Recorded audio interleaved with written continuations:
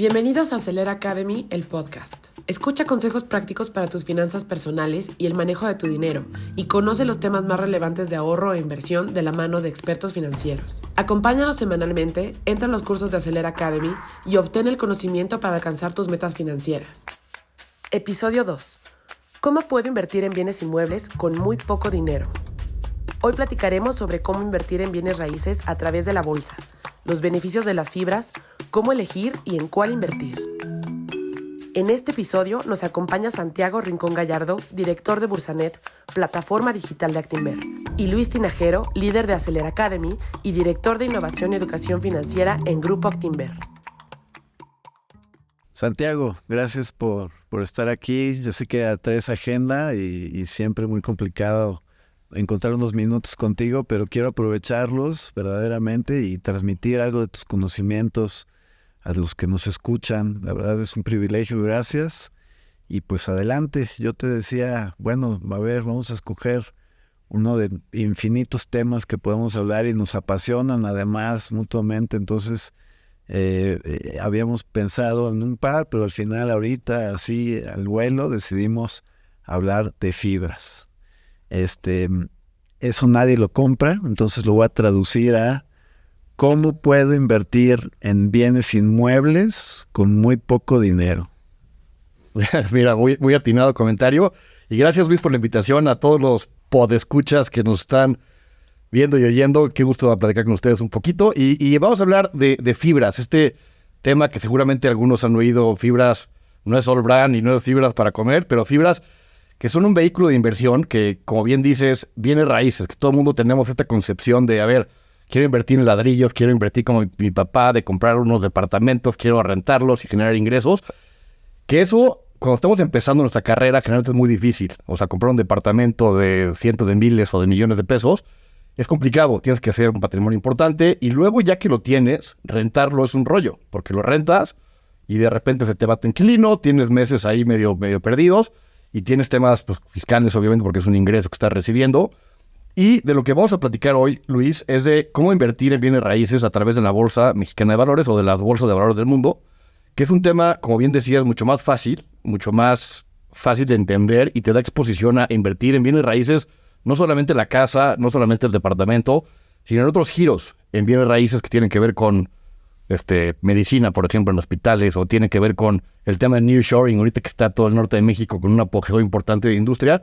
¿Cómo puedo beneficiarme de ese bien raíz? Y bueno, tú y yo que estamos aquí en el tema de las inversiones, siempre todo el mundo dice, más bien, y una frase muy famosa, creo que era de Warren Buffett, el único free lunch o la única comida gratis en el mercado de valores es la diversificación.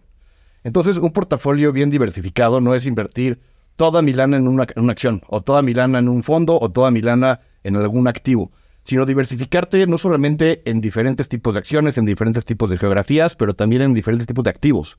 Entonces, si tienes invertido algo de tu dinero en un fondo de inversión con Actinver, obviamente, o en alguna acción local o internacional, puede ser muy buena idea invertir en bienes raíces. Y así, si algo pasa en el mercado financiero o con acción de tecnología, tal vez tu exposición a eso se reduce porque estás invertido en bienes raíces y puede ser algo un poquito más estable en el tiempo, ¿no? Ahora, ¿cómo invertir en este tipo de activos a través de la bolsa? Es lo interesante. Las fibras, que es un mecanismo, una figura, te diría, relativamente nueva en el mercado mexicano, llevará poco más de 20 años, es algo que ya existe en el mercado de Estados Unidos desde hace mucho tiempo. En Estados Unidos hay más de 250 fibras listadas y, como te decía, de todo tipo, ¿no? Puedes invertir en edificios de médicos, edificios comerciales, de industriales, etcétera. Y en México estamos viendo un apogeo y una fuerza muy interesante en estos vehículos, justo por eso, porque es algo muy interesante para invertir y para recibir rentas de estos activos, ¿no? Aquí, híjole, es que hay tantas cosas que me gustaría aprovechar, Santiago. Seguro espero tenerte aquí varias veces. Mencionabas el caso de los REITs, Real Estate Investment Trust. En Estados Unidos tienen un historial, básicamente todo el mundo, directa o indirectamente, invierte en estos vehículos. Hay muchísimos más que en México. En México, ¿cuál es la historia? Sé también que hay diferencias. Si bien algunas las puedo acceder a través del mercado de valores mexicano, hay diferencias o diferentes consideraciones fiscales, pero A ver, quisiera regresar a un paso antes y decir, pero es que además el otro día escuché un muy mal chiste que decía que las únicas bienes raíces a las que van a poder acceder los millennials son a través de los REITs. Digo, eso da para debate, pero en México, ¿nos puedes contar un poco cómo empezaron el tema de la fibra 1, que sé que dominas junto con las otras, su estado actual, cómo han evolucionado, qué tantos inversionistas, minoristas, inversionistas privados como nosotros se han beneficiado de ellas? Danos un poco ese antecedente. Feliz. Y para hablar de la historia de las fibras en México, que fibras, como dices, es el en español, como en Estados Unidos es REITs, Real Estate Investment Trusts, aquí en México son fideicomisos de inversión en bienes raíces. Digo, suena intuitivo el nombre, ¿no? Fideicomisos, hablando de las reglas, ¿qué tiene que pasar para que exista una fibra?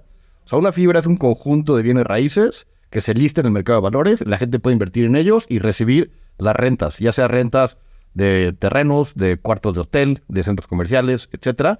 Entonces, vamos a remontarnos a hace poco más de 20 años, cuando un grupo de empresarios que tenían centros comerciales, la familia Hellman, decide aplicar este vehículo a sus centros comerciales, sus 3, 4, 5 centros comerciales que tenía en toda la República, los engrupó en un fideicomiso, que por cierto está aquí en Actinver, y decidió listarlo en el mercado por 2 razones. Una, para obtener financiamiento de inversionistas diferentes a la familia o a los que ya tenían previamente. Así, a través del mercado accedes a financiamiento de inversionistas como tú y yo, o sea, personas físicas, o personas morales, como pueden ser Afores, como pueden ser aseguradoras, o como pueden ser otros fondos de inversión. Y así levantas capital, es decir, levantas dinero para comprar más inmuebles y los metes a este fideicomiso, y todo lo que se genera de este fideicomiso se va a los inversionistas, es decir, a ti, a mí, a las Afores, etcétera. Hay ciertas reglas. O sea, primero, la familia o los originales aportan los bienes raíces a este fideicomiso y se genera el vehículo para listar en bolsa. Una vez listado, se levantan los recursos y se compra más en el prospecto, y cuando tú vendes al público esta fibra, tienes que decir para qué van a ser los recursos que listas o levantas en el mercado, y expandes la fibra. Pueden ser de diferentes giros. Fibra 1, que es el ejemplo más longevo en México y la fibra más grande por bastante en el mercado mexicano, no solamente es comercial, también es industrial, también es de oficinas, también es incluso de algunos consultorios médicos. Entonces tiene sus ingresos, entre comillas, diversificado. Por ejemplo, ahorita en la pandemia, que los centros comerciales tuvieron una época complicada, pues en cierta manera las propiedades industriales compensaron de alguna forma o hicieron un poco más defensiva la inversión de la fibra, aunque sí fueron golpeadas por la pandemia como muchas otras industrias. Pero bueno, para que funcione el fideicomiso pasa esto: una vez listado, cada trimestre, Fibra 1 en este caso, reporta resultados trimestrales, es decir, yo de rentas de cuartos de hotel en mis edificios, de rentas de locales comerciales, de rentas de oficinas, ingresé, por decirte algo, 100 pesos. De esos 100 pesos pago el mantenimiento de los edificios, pago la operación de la fibra, es decir, le pago a la gente que está operando los bienes raíces, y lo que resta lo reparto entre los inversionistas. En México se tienen que repartir el 95% de los ingresos después de gastos operativos, se tiene que repartir entre todos los accionistas o inversionistas, porque no son acciones, son títulos de fideicomiso, por decirlo así. Entonces, ese 95% después de los gastos operativos es lo que yo recibo a manera de dividendo. Puede ser de manera anual, trimestral, semestral o incluso mensual. Hay fibras que te pagan una renta, o sea, el dividendo de manera mensual. Y generalmente es algo conocido, porque tú tienes tu grupo de edificios que conforman la fibra en 2023, por ejemplo, y tú puedes predecir qué va a pasar el año que entra. O sea, dices, oye, si recibí 100 pesos en el 2023, pues voy a recibir poquito más tal vez en el 2024, más los proyectos que tenga de inversión. Entonces dices, oye, yo voy a pagar X% de yield, es decir, de rendimiento a los títulos de mis accionistas. Entonces, se convierte en una manera de generar un ingreso pasivo a manera de dividendos, que son las rentas que recibe la fibra. Digo, ya nos fuimos un poquito más extensos de lo que me preguntabas, pero así es como puede ganar un inversionista, a través de dividendos o de que se valúe más el título de la fibra. Aquí quiero detenerme, porque creo que esto es muy importante para, en general, toda la gente que empieza a querer entender de inversiones, pues siempre tiene incertidumbre, siempre tienen las preguntas comunes, ¿no? Y creo que aquí mencionaste una palabra muy importante, que es reglas. una fibra en México no solo tiene las reglas que mencionabas para conformarse y listarse, tiene reglas muy claras y dan mucha transparencia en la gestión de sus recursos de cómo repartir las utilidades, las obligaciones que tiene de no retener más utilidad, de ser transparente en términos de informar sus resultados, ¿no? Y esto creo que es una de las ventajas principales de estos instrumentos, cuando los empiezas a entender, que te dan esa certidumbre y esa transparencia. Y mencionabas otra, que es pues la facilidad de predecir lo que va a pasar, ¿no? Si ya tienes el negocio de rentas montado, de rentas industriales, comerciales e incluso habitacionales, hay de hoteles, la fibra de antenas, no sé si todavía siga, nos haya funcionado, ¿no? Tienen cada una su especialización.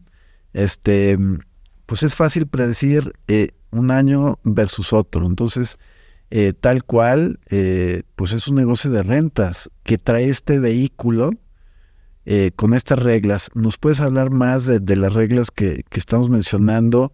Si yo invierto mi dinero en una fibra, ¿qué puedo esperar? ¿Y cuáles son las reglas que aplican para todas las fibras en México? Por supuesto, y tocaste un punto importantísimo, que ahí está la diferencia entre invertir en una fibra o en tus 10 amigos que compran Airbnb y lo rentan, ¿no?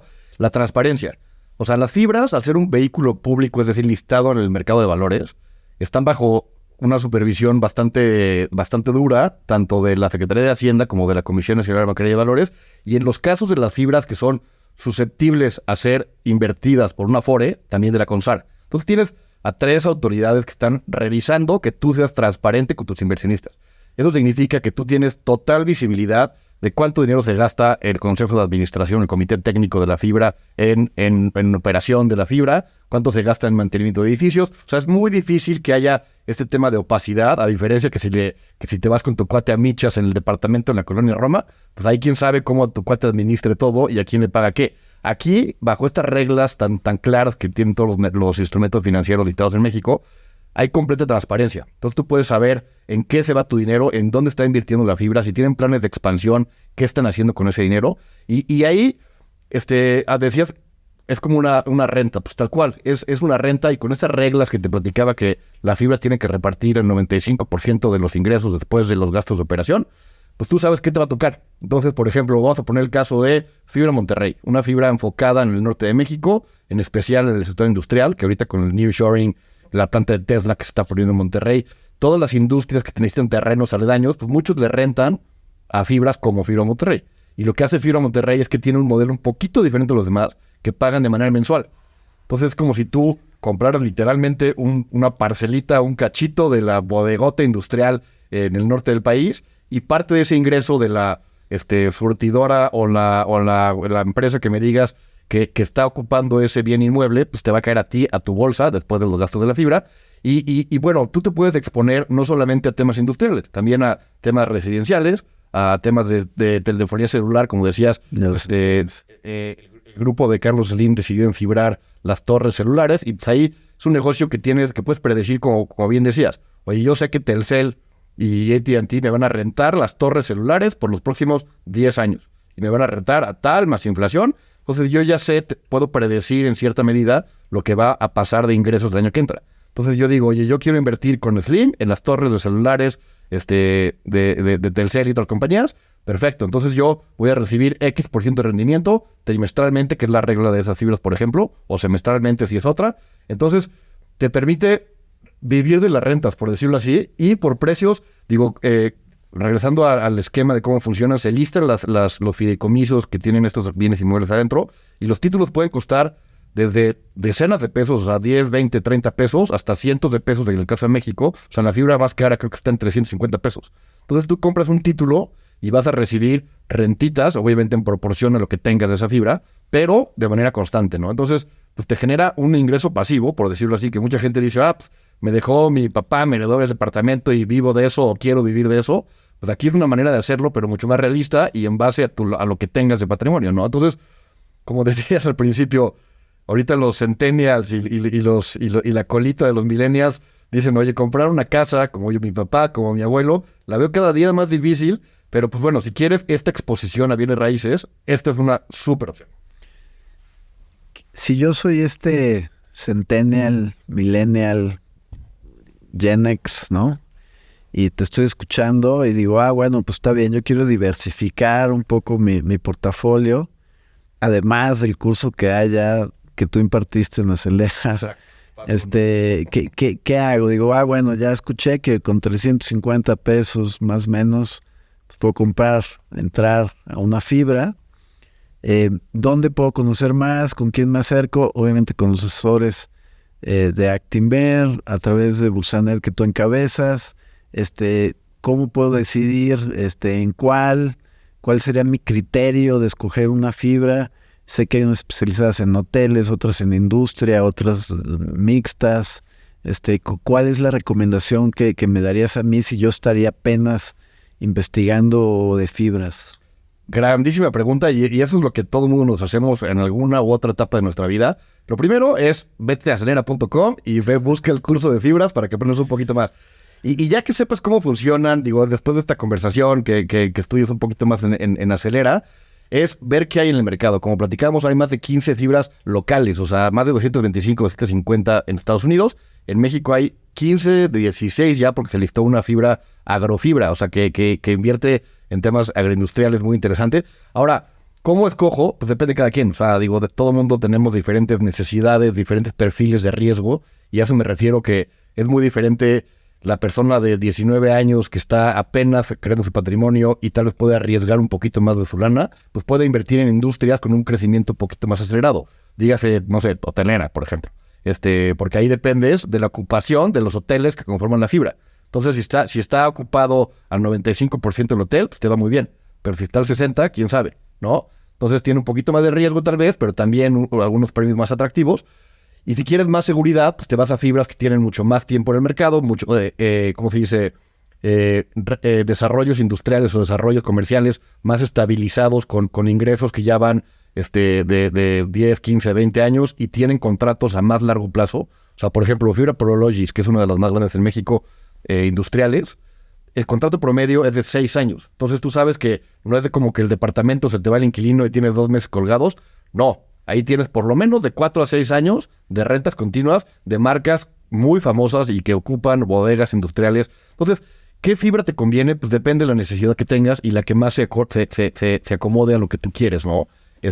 Yo siempre digo que es bueno diversificar entre fibras. O sea, no es bueno tener todo en una industria, sino que diversificar entre hoteles. Hay una fibra especializada en universidades, por ejemplo, y en educación superior, que en las colegiaturas se van a la fibra, que está interesante. Hay otras que tienen usos mixtos o comerciales o oficinas.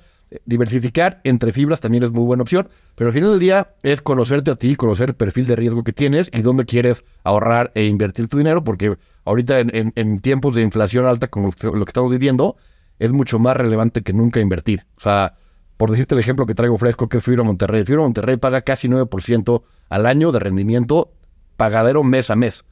Entonces, esto te da un ingreso pasivo contra una inflación que está por ahí del 5 o 6% ahorita, que hace tiempo estaba en 9%.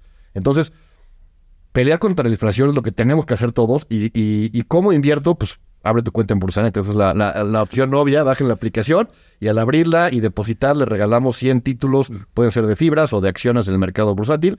Pero la idea es que empiecen y que vean los beneficios de no perder dinero en tu cuenta de débito. Si tienes ahí tu lana en el colchón o en tu banco ahí, junto a arañas, estás perdiendo lana al final del día, ¿no? Entonces, las fibras es un mecanismo muy intuitivo, fácil. Estás invirtiendo en bienes raíces y diversificas y en cierta medida le haces como tu abuelo te dijo, oye, ¿quieres vivir de las rentas? Pues es una manera muy fácil, ¿no? No, y además con un par de miles de pesos, puedes diversificar en varios sectores inmobiliarios y relacionados, ¿no? Exacto, justo. Y digo, tú que eres un magnate del real estate, sabes perfecto que los departamentos, o sea, digo, un departamento, pues lo vas a rentar al año por tal vez el 5 o 6% del valor del departamento. Ahorita lo que les decía, Fibra Monterrey te paga garantizado y sin meses colgados, te paga el 9 casi. Entonces, pues ya tienes un ingreso predecible, ¿no? Entonces, yo el beneficio de eso lo veo tangible. Otra cosa que no hemos platicado, que tal vez es otra conversación entera, es el tema de impuestos. Invertir en el mercado de valores tiene un gran beneficio, porque si tú eres un rentero, tienes tu departamento en la Roma otra vez, y lo rentas, digo, si te vas todo kosher, tienes que pagar el 35% de impuestos de lo que generas de renta. Digo, a menos que lo hagas en cash y ya sabes, pero el deber ser es así. El gran beneficio de invertir en el mercado de valores en fibras es que nada más pagas el 10%. Ya sea por incrementos en el valor de la fibra o los dividendos que te paga la fibra, tú vas a pagar el 10% sobre la ganancia que tengas. Entonces, o sea, es un 25% gratis versus invertir tú por tu lado en tu departamentito en la Colonia Roma, o departamentote, o casota, o lo que me digas, pero es lana gratis, ¿no? Entonces, hay muchos beneficios de invertir en fibras. Mira, tocaste el tema fiscal que lo iba a sacar porque todo el mundo nos interesa eso, pero también sacaste otro tema que voy a regresar, que es invertir en una fibra versus invertir en un inmueble de la manera tradicional, ¿no? Yo he tenido muchas pláticas con personas que me dicen, las fibras están muy bien, pero no hay apreciación de capital. O sea, no hay, la casa sí se aprecia, la fibra no. Y esto viene también de una percepción de un decremento en la evaluación de varias fibras, incluida fibra 1, y bueno, pues ya está recuperada. ¿Puedes hablarnos un poco de eso? ¿Qué le responderías a las personas que te digan, oye, sí, pero la casa aumenta de precio y la fibra no? A ver, algo que no están haciendo ya en el mundo es bien raíz. O sea, ya no hay más tierra en el mundo. O sea, la que hay es la que existe. Entonces, digo, obviamente tú vas a ver mucho más tangible la plusvalía, por decirlo así, de un departamento que compras y lo quieres vender en 10 años, porque es un departamento. Pero si compras 20 centros comerciales en todo el país, estos tienen una plusvalía, y sobre todo por la tarea que hacen los que manejan estos fideicomisos. O sea, no es Juan de las Cuerdas, es gente con un track record. Es gente profesional y dedicada a esto. Dedicada a esto y que dice, oye, a ver, voy a hacer un centro comercial. Digo, a ver, regresando al tema de Fibra 1 que tiene en México Samara y apostó por Santa Fe, por ejemplo. Sí vieron un hit en el COVID por temas obvios, pero ya ven una recuperación y están viendo cómo potenciarla aún más por dónde están geográficamente. O sea, porque vieron a futuro y dijeron, a ver, Santa Fe en la Ciudad de México tiene un potencial enorme y ya se está empezando a ver. Cuando quieran vender ese centro comercial, imagínate lo que va a valer. O sea, el tema y la gran diferencia es esto de flipping. Las fibras tratan de no hacerlo para mantener un ingreso a lo largo del tiempo. Y otra de las características de las fibras es que no tienen un término. O sea, no es de que, a ver, compro y en 20 años a fuerza se va a acabar. No, son perpetuas y la idea es que sigan creciendo con el tiempo. O sea, ahorita, por ejemplo, Fibra Monterrey, regresando a ese ejemplo, hizo un follow-on, es decir, levantó más capital hace poco. ¿Y para qué lo hizo? Compró un portafolio que se llama Zeus, que está muy bien diversificado en el norte del país, industrial, para aprovechar el tema del nearshoring. Entonces, ahorita que venga más industria a México, pues ¿dónde se van a poner? En los lugares de Fibra Monterrey, y eso va a valer cada vez más en el tiempo. Entonces, es un mito eso del flip, oye, la compro y en 2 años tengo una plusvalía. Digo, aquí lo vas a ver porque la tierra sí tiene una plusvalía y lo ves en el precio de los títulos de las acciones, ¿no? Creo que va más por el tema de la evaluación de la acción. O sea, el subyacente, lo que trae la fibra, pues si alguien compra un parque industrial en la frontera norte, ¿no? La franja fronteriza, pues obviamente va a tener la apreciación de cualquier bien inmueble de ahí. Con esta expectativa del nearshoring, pues va a aumentar muchísimo, y eso es propiedad de la fibra, que a su vez es propiedad de sus inversionistas, ¿no? Correcto. Pero la pregunta, y es donde yo también me he tomado tiempo de explicarla, ¿no? Es, ok, pero entonces, ¿por qué baja de precio el título? ¿Por qué bajó hace 7 años? ¿Por qué bajó muchísimo y apenas se recuperó hace unos años? ¿Y por qué tiene esta fluctuación? Y una casa no. A ver. O sea, una casa no, pero pregúntale al que tenía casas en Miami en el 2008. O sea, es muy relativo. Pero bueno, a lo que vas es, o sea, las fibras están listadas en el mercado y eso las hace sujetas a cierta especulación. Y todo el mundo decía hace 4 años, oye, ¿sabes qué? Viene el COVID y seguro los centros comerciales van a quebrar. Que no quebraron, pero sí tuvieron una bajada, sobre todo por los especuladores que decían, vendo la acción. Y pues es oferta y demanda, entre más vendan, más baja el precio. Entonces tienes el factor de que están listados en el mercado y qué piensa la gente, del factor psicológico de los mercados. Pero lo que dices es muy cierto. Al final del día la fibra, el valor en libros es lo que vale el real estate donde está invertido la fibra. Entonces, pues digo, como regresábamos, no hacen más tierra en México ni en el mundo, pues si están situadas en lugares estratégicos y donde hay cada vez más industria o más oficinas o más residencias, pues va a subir el precio. Conforme crezcan los precios del mercado, el valor de la fibra tiene que ir subiendo, obviamente con los ajustes debidos del mercado de oferta y demanda, ¿no? ¿Cuáles son tus fibras favoritas en este momento? O sea, sé que hay recomendaciones institucionales, en nuestra área de análisis, que además lo hace muy bien, gana premios, etcétera, pues recomienda ciertos sectores que ve muy positivos en términos de crecimiento. Tú mencionabas el tema de la frontera con la expectativa del nearshoring. Tú, te quiero hacer la pregunta personal, y esto no es asesoría para todos, es simplemente curiosidad.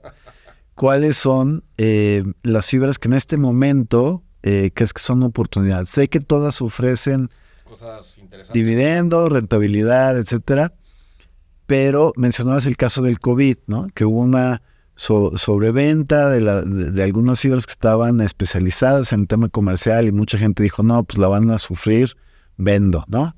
¿Hay alguna oportunidad en este momento en tu percepción para capitalizar? Sí, claro, Luis. Digo, te platico esto es opinión 100% personal, no es de Actinver, no es de Bursanet.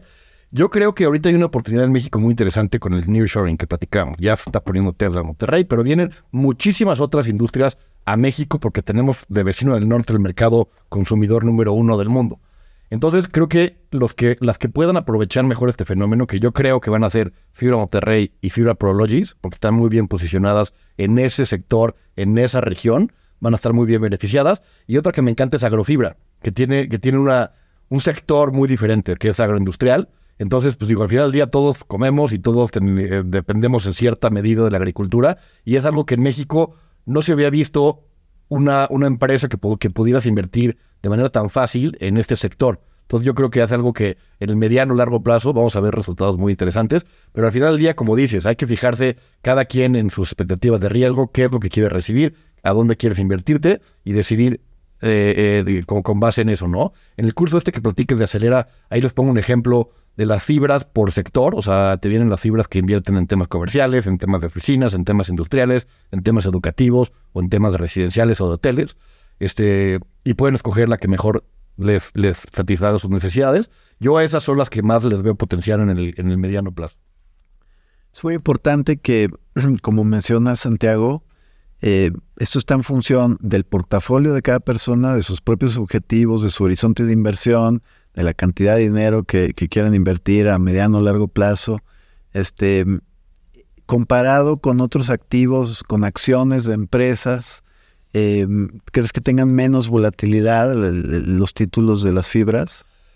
Sí, o sea, por naturaleza de la inversión, son menos volátiles, o sea, son menos susceptibles a los movimientos del mercado que vemos. Oye, las empresas tecnológicas que están reportando mal, por decirte un ejemplo, pues las fibras son un poquito más resilientes en ese sentido, simplemente por el giro donde están. O sea, invierten en bienes raíces. Lo que comentabas, ¿no? Es más predecible los ingresos de los próximos años, dada la situación. Entonces, digo, por naturaleza son un activo mucho más de depósito de valor, es decir, o sea, de recibir rentas y ser menos susceptible a la volatilidad. Es más algo de mediano o largo plazo, pero pues tiene el gran beneficio que estás invirtiendo en un sector que antes era casi imposible, a menos que fueras millonario, invertir, ¿no? Pues es otra de las ventajas que se han presentado últimamente, ¿no? En estos últimos años, y la gran mayoría de las fibras es muy joven, ¿no? Sí, son muy recientes. O sea, a mí me tocó listar una hace un par de años, que fue Fibra Soma, que seguro los que viven en la Ciudad de México conocen Antara, Andares en Guadalajara. O sea, que tiene plazas comerciales con mucha afluencia de gente y pues tiendas casi que rentadas todo el año. Y enfibraron estos centros comerciales con Fibra Soma, Soma de Sordo Madaleno, que ha sido muy interesante el caso, porque pues inviertes en estos centros comerciales, entre comillas, de lujo, ¿no? Entonces, va creciendo y cada vez la gente está viendo más el caso de uso de las fibras y cada vez hay más especializadas. O sea, vemos ya torres de celular, estamos empezando a ver de universidades, agrofibra, o sea, cada vez más temas, más industrias, más regiones están enfibrándose, lo cual es ganancia para todos porque podemos invertir y diversificar nuestro portafolio mejor. Pues muchas gracias, Santiago. Muchos temas de las fibras. Está el curso que nos diste también. Por favor, consúltelo en acelera-medioacademy.com. Ahí, de verdad, te vas mucho más a detalle en el tema de las fibras, pero ya con esto nos diste una intro muy buena y gracias por compartirnos sus conocimientos. Ya la próxima vez que alguien se vaya a gastar 350 pesos pues, puede pensar ya incluso hasta en un portafolio de fibras y ser dueño en fracciones de todos estos sectores inmobiliarios específicos, ¿no? Hay que aprovecharlo y gracias, y espero tenerte aquí para platicar de muchos de los temas que nos apasionan, y quisiera transmitir algo de tus conocimientos a la gente de aquí. Encantado de estar aquí, Luis, y cuando quiera regresamos.